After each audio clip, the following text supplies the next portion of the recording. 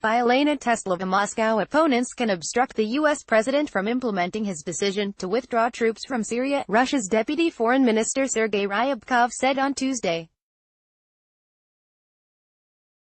Last week, Donald Trump made the surprise announcement that the U.S.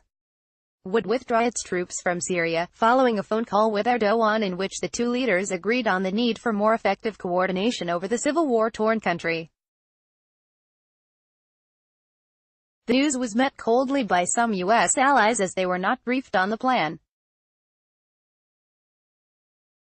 Speaking to state-run RIA news agency on the issue, Ryabkov said not all of the U.S.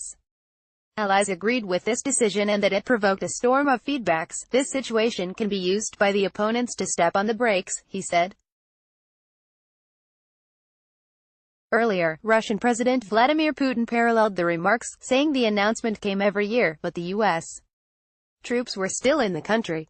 Commenting on the prolongation of the Strategic Arms Reduction Treaty start, Ryabkov said the U.S.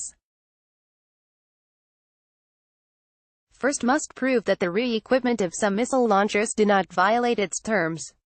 Depending on that, Russia would be ready to negotiate the treaty renewal, he said. STARTs are a series of bilateral treaties between the U.S. and the USSR, which is considered to be one of the pillars of the international arms control. Under the terms of agreement, Russia and the U.S. considerably reduced their nuclear arsenals. The new START, the latest of the series, expires in 2021. Usually it takes several years to accord a new agreement, but the current tension between the two countries have been blocking the talks.